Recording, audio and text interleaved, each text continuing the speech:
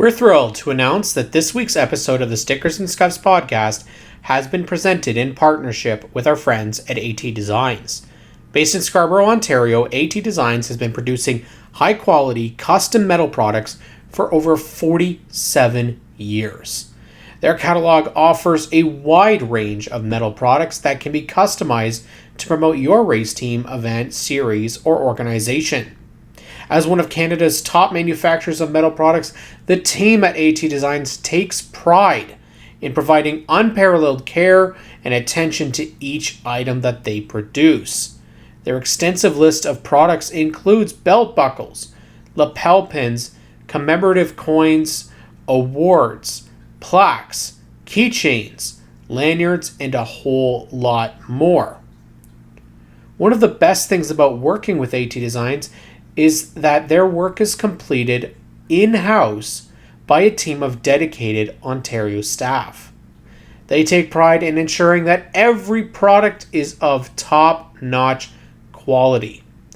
We at the Stickers and Scuffs podcast highly recommend that you check AT Designs out on their website, www.atdesigns.com, to learn more about their amazing products. Hi, this is Mario Andretti, and you're tuned into Cam, Graydon, and the team at Stickers and Scuffs podcast. They're true Canadian racing fans.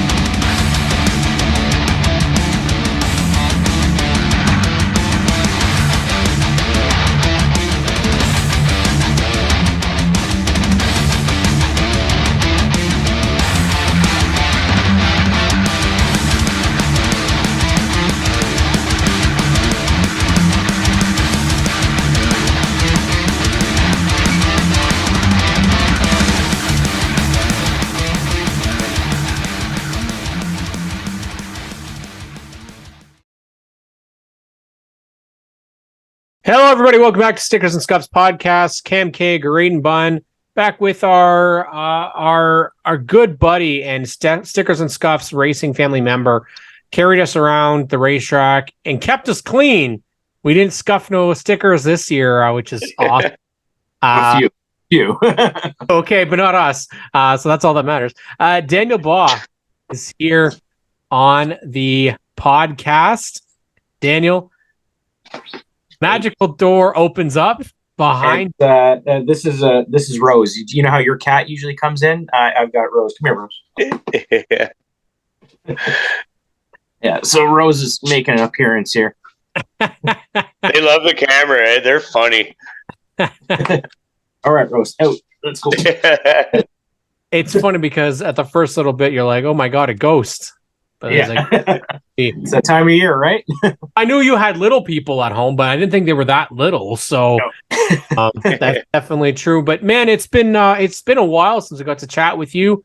You guys were out there sophomore year for MBS Motorsports.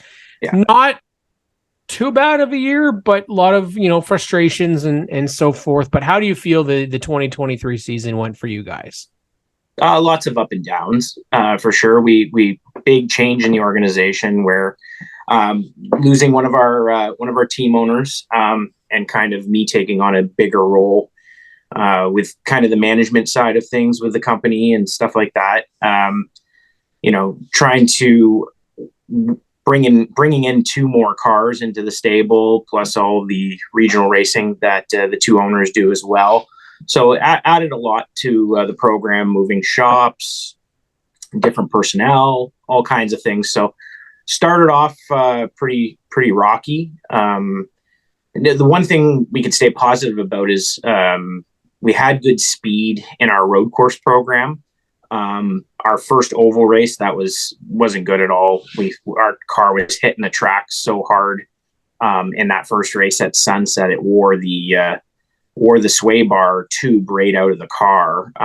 So we really struggled that race and just kind of wanted to survive.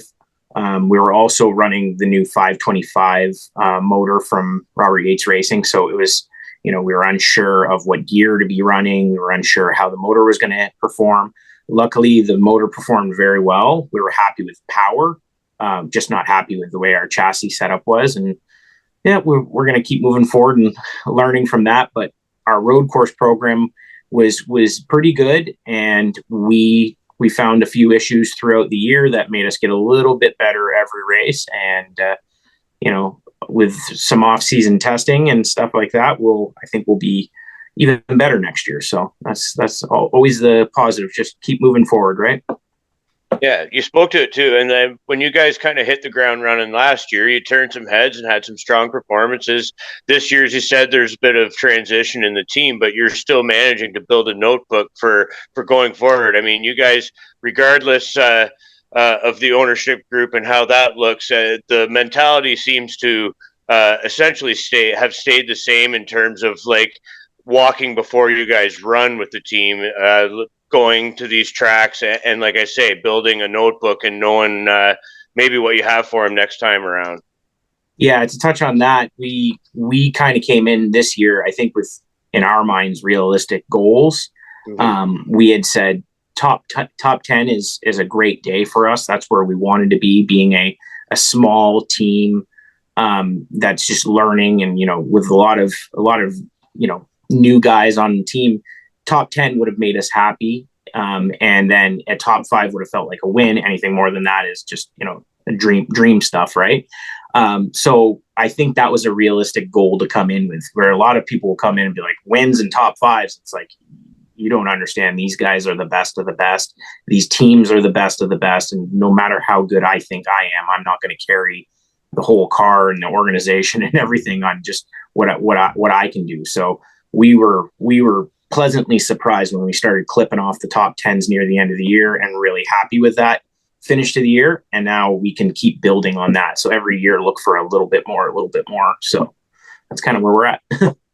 That's a very interesting point. Like you say, I mean, you think people come into the series and they automatically expect that they need to be competitive right off the beginning, right off the start. And you just can't. I mean, we've seen it. It's a good way to junk your car driving it too absolutely. deep. Well, there are some outliers. Obviously, there are some guys who come in and hit the ground running and are right at the front right away. But they're either with a really elite organization, or they come in as a really elite talent. So we were coming in as I was kind of an unproven driver in the series with a brand new team. So we have that look on it. If you like, I look at somebody like Stuart Friesian that comes in. Well, he's an established, race winning driver all over the States and Canada, and he comes into a good organization, and he's going to run well right off the get go. So a little bit different look for us compared to some of those guys. But yeah, somebody in my boat, you don't usually see them come in and run near the front, right? Yeah, definitely not. And I mean, you guys had opportunities for some good races, but we're just by a matter of inches involved in bad luck. I mean, Toronto, you didn't even get to start before back up, and that was that a fault of the series, like the series regulars, the guys that are in that all the time, that start was a bad start and it shouldn't have happened that way? A little bit of, I think it was a little bit of everything. The perfect storm of crap, essentially. It was a bunch of guys playing games at the front, but they play games every time. So it shouldn't be. You should expect that. And I think I was so wound up that weekend that I jumped the gun. Like I wanted to win it on the first lap. And like we've said so many times, you can't win it on the first lap. And my approach has always been take it easy at the start and come on strong at the end. Like one of my racing heroes is JF Dumoulin. I've worked a lot with him being a driver coach and working with him. And he's always been one of the guys I look up to. And that was always what JF was known for, a slow starter, doesn't qualify very well, but near the end, he's there knocking on the door. And that was how I built myself to get a ride and take care of equipment. That race at Toronto, I had a different approach. I was pissed off the way the car felt in practice. I overdrove it in qualifying when I was on a good lap and got wheel hop, which I very, very rarely get wheel hop. And I wheel hopped the heck out of it in corner 8 and ruined my lap and started 15th. So I went into that race, already on the rev limiter before the start of the race. And I just ran into the back of the 9 with a head of steam. When he checked up for the guys ahead of him, I was still buried I had my foot through the radiator. So that ended up, I put a lot of that on me, and it really, I had some soul searching to do after that race to get my head right and figure out what I did wrong. So I could be, a typical race car driver and blame everybody else. And, those guys checked up on the start, they're a bunch of idiots or this or that. But at the end of the day, I also have to have some self-awareness and say, all right, man, you took yourself out of what you usually do and you tried to do a different approach. You tried to drive a way I don't usually drive, and I paid the price for it. But it was a learning moment. So, and then you go from there, and then you go to GP3R, and you guys had a car. You guys were damn good. Remember, we were, Graydon and I were talking about it during the race, and then it was a matter of inches. Yeah. And that's all it was. And we thought maybe you were okay. But it didn't. I think you guys got the rad, perhaps, maybe, or no. So that was actually a real, again, another rookie move on my part. But so I was, I had slowed down I saw the wreck happening. So I started to slow down for it. And I had a choice to go to the inside or the outside. And I got a glance of the 20 car on the inside of me. So I get in trouble for this. Sometimes I worry a little bit too much about what other guys are doing out there. So I'm thinking 20's on the inside of me. Don't turn down into him and cause a wreck when he's leading the points. Then I see the 17 on the outside of me, because I could have gone to the outside, and I see the 17. And I'm like, DJ's a good guy. He's always cut me a break. He's never driven me like a jerk. So I don't want to come up. So I'm just going to stop for the 36 who was spun. And as I came to just as I was coming to a stop, I may have touched the 36, but Montour didn't see what was happening ahead, and he hit me pretty hard and drove me into the 36. But the car then was off the ground. So because Montour was under me, I had no traction on the wheels. So I thought the car was broke. But so when the 36 left and I tried to go, the car wouldn't move. So right off the bat, I shut it down. I said, okay, we broke something. Didn't realize it was that far off the ground. So the officials told me to get out of the car, which, in fairness to NASCAR, it wasn't NASCAR officials. It was GP3R officials told me to get out of the car. So as I got out of the car, they said, you have to go to the infield care center. So because I went to the infield care center, we went 12 laps down. By the time I got back to my pit, they said, they took the hood off the car. There was no real damage other than body damage. So they said, get back in the car and go out and finish the race. So we finished 12 laps down, but the car was damn fast. It was, we went from the back all the way up to, I think in position wise, it was up to 6th place. And it was hooked up. And the good thing about going back out was I got some more time on the track to learn the track and get some notes on the car. Car was great, but me getting out of the car sent me to the infield care center. So that was the problem. But how fun of a track is that place? Because so much. We were there obviously the year before, and it looks like one of the most fun places to drive. Yeah, it's definitely one of my favorite tracks now, and the atmosphere and the French fans, and it's unbelievable. We'll be going back for sure. Oh, awesome. Yeah. So you're speaking of your mindset, it's kind of part of being a professional driver. Your work if you will, kind of takes it a little bit deeper than just a race car driver. So that may help when you're speaking of having the right mindset or maybe the wrong mindset, but being able to retrospectively know kind of where you maybe went wrong in any given race. Is that kind of part of it? Yeah, definitely. A lot of the times when I'm out on the track, I have to slow myself down and say, well, like if that same weekend at GP3R, I was coaching young Jack Polito in the FEL series. So I'd hop out of the car, I'd get a headset on, and I'd go over and I'd start coaching Jack. And throughout the race, he had a lot of pressure from a great driver from the IMSA series down in the States. Nick Galante was chasing him.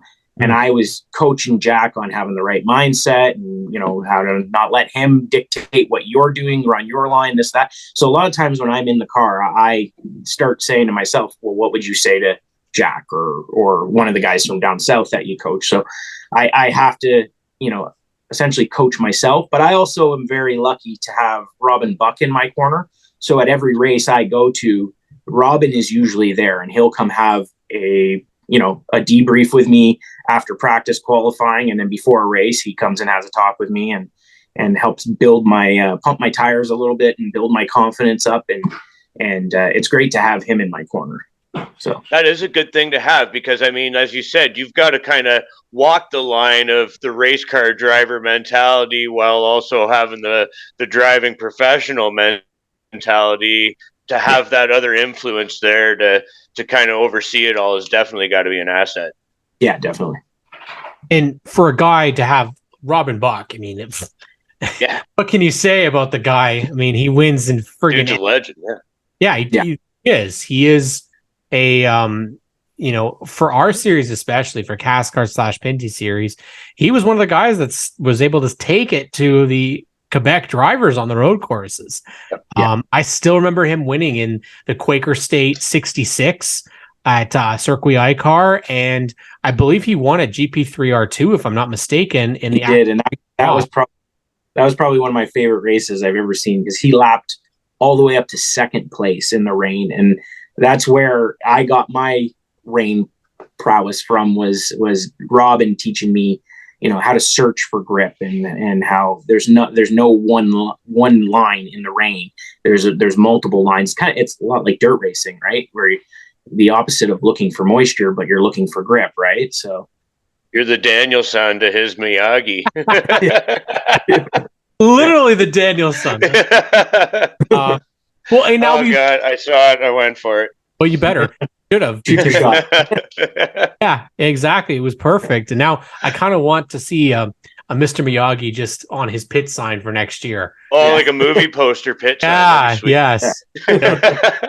Fun. Yes, that's perfect. Now we know what to do in the off season, Graydon. We've got the guys with fast signs. Project. There we go. Arts and craft. there you go. I mean, it's great. I mean, the for you guys, obviously, like I said, the season maybe didn't start the way it wanted to, but we definitely saw, again, the speed and the determination. And now you're going out there and you're helping other NASCAR Pinty Series drivers, like Kyle Steckley, like Trayton Lapsevich, guys that are coming up and don't have the road course experience. And it's kind of difficult for a series like this. Because, Daniel, unlike your experience where you've kind of raced all sorts of stuff, a lot of these guys, they don't have a way to race on a road course other than really with testing, or if they were going to join maybe a touring series or race something weekly at CTP as a guest driver, because there's not really a development series that has road courses available unless you go, I guess, the karting route. Yeah, there's the regional route as well, which is what Dominic and Jeff do, who are the owners of MBS. So they both race in that series. And I know when Kyle was looking to get some testing to run CTMP, that he came out to a regional weekend. He ran the test day that is usually before the race weekend, and Kyle was up to speed right away. And that's the amazing thing about Kyle is even after his first day, he sent me a 3-page long text with every corner and a breakdown and a picture a picture that he had drawn the track and talked about every gear, selection and every part of the track, and said, "What are your thoughts on this?" And then I responded and just pretty much told him, "Yeah, I don't know if you need me." There are a lot of guys that don't really need me, but it's nice to have, somebody that has, thousands and thousands of laps there. Just, hey, what do you think about trying second gear in this corner instead of third gear? What do you think about this? What do you think about that? And it's the same thing I do with Robin. Do I necessarily need Robin to get around the track? Maybe not, but do I feel a lot better having him there? 100%. So a lot of those guys are the same way. Like Kyle is that way. I've worked a little bit with Jacques Annette this year as well at CTMP and a few other guys, Glenn Stiers. And again, do they need me? Maybe not, but having that little extra reinforcement that what they're doing is what I'm doing or what somebody else is doing, it makes a big difference. So. Absolutely love You're that guy. Sorry. He's the guy. I was going to say, you're that guy to other people. Where have you done that this year? And you got more on the go? Yeah, we've had a pretty busy year this year. A lot of people will say, like, how come you guys don't go run full time? And that's one of the reasons we don't go and run full time is my job is very busy and on the road a lot. I have to miss actually a few of my events to be able to race in the Pinty series. So yeah, like I started off the year at Homestead. We went to Sonoma. We went to Road America, Road Atlanta, Lime Rock. So a bunch of different tracks this year. Mid Ohio as well. We were at. So I do a lot of stuff with the Ferrari Challenge, coaching in the Ferrari Challenge series, just like JF does. And Kyle Marcelli coaches in that series, Andy Lally, Billy Johnson. So a lot of big drivers that are out there doing essentially what I'm doing as well. And Ken Weldon still does it. David Ebring. Lots of guys that every time I'm hanging out with them, I'm trying to soak up a little bit of what their knowledge is to be able to push on to my clients, and vice versa. We all work together to try to make everybody faster, and it's a lot of traveling and a lot of commitment. For sure it is. It's like a trade. It's like any trade though. Like when you're working with other people in the trade, you kind of learn off each other and kind of little trade secrets or tricks or whatever that kind of helps your skill set too. Yeah. And everybody has a different style too. So my driving style is a little bit different than, Malcolm. We work together a lot. Malcolm Strawn as driver coaches, we're very different, but at the end of the day, we have it comes back down to the same thing. It's kind of to use an operator analogy with an excavator. You got one guy that runs cat controls, one guy that runs deer controls. They do things a little different, but at the end of the day, they're still digging the same hole, right? So that's kind of the way we do it as driver coach. I'm a seat of the pants driver coach, where Malcolm's very analytical and very intelligent. We have different approaches, but at the end of the day, we're all just making a lap time is what we're trying to do, right? So yeah. Well said, bud. I like that. That was good. That was real. And obviously we love sporting. MBS Motorsports. You guys are, one of our teams that we go to all the time to always put on a good performance, but always to always be the friendly guys that you guys are. And it was an honor to be on your 31 again this year. We can't wait to be on there in 2024. And what's the outlook for MBS Motorsports next year? Well, we've heard some rumblings of what's going on with the schedule this year, so obviously I can't really talk about that. I don't want to, say what I know from without NASCAR announcing. Yeah. So wait until the schedule comes out. We can't really talk too much about what our program looks like, but it'll be very similar to last year. We'll do a dirt race for sure. We're going to do all the road courses. Ovals, asphalt ovals, that's still up in the air. We don't know exactly what our plan is there, but definitely any road course that's out there, we're going to do. And we're going to do it with a mixture of cars as well. We have our two road course cars that are both completely different. They run a different motor package and a different suspension package between each other. So we'll run one of them at ICAR, we'll run one at CTMP, we'll run one at Trois Rivières, and just kind of see if we can hit on what's best for our team and have some performances that hopefully keep us smiling. The other one we're going to try to do, if he can get the licensing, is Dominic, the one owner of our team. We hope that he will be able to run the 2 CTMPs next year. All depends if he can get licensed from NASCAR. Cool. But he's raced regionally for the last few years. He runs very well out there. And he said, I want to come out and play with you guys. So he'll run our backup car for the 2 CTMPs if he gets clearance. So that's what we're hoping for. Go Mimo. Yeah. Nice. Oh, that's awesome. Sweet.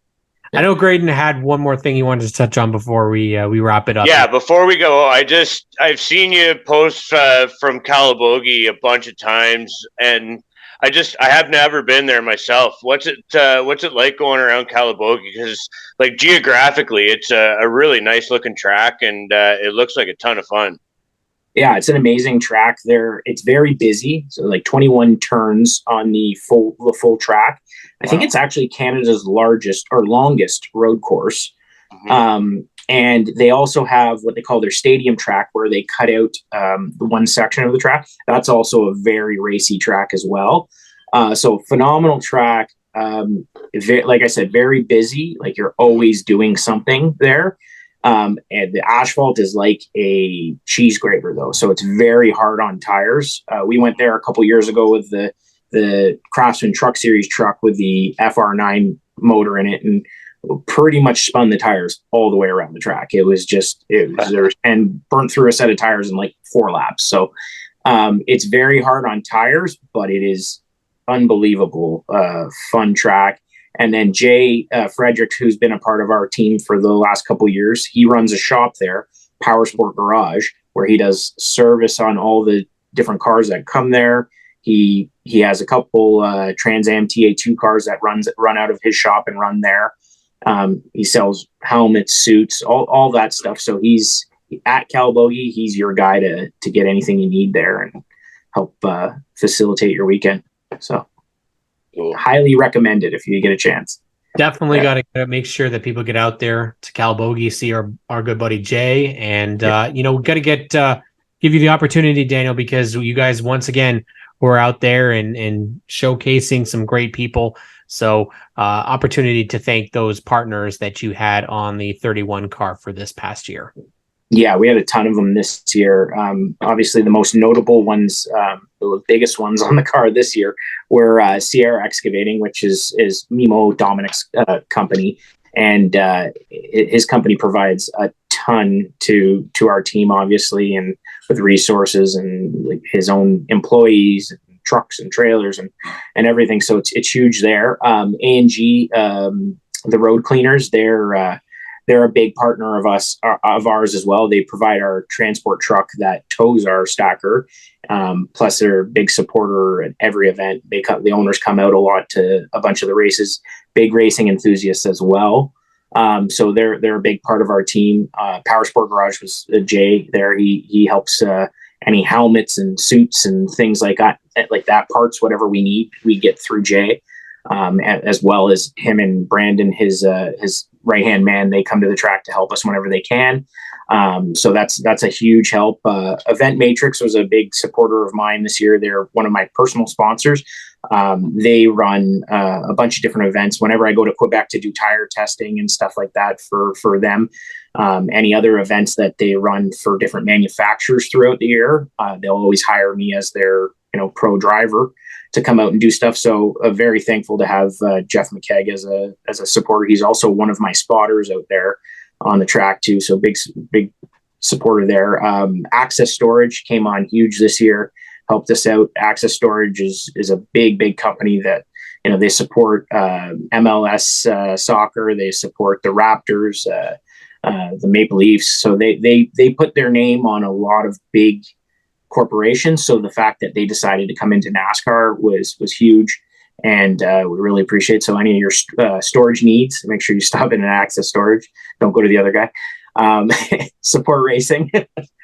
So they were huge for us this year too. And there's so many other partners I'd be here all night to explain or to tell you, but also Bolton GM's another big one of ours. And, if I forgot anybody, I'm sorry, but we have, as you can tell, we have so many logos on our cars, and it's a rotating thing every race too. So we're happy to have the partners we have. We couldn't do it without them. So takes a village.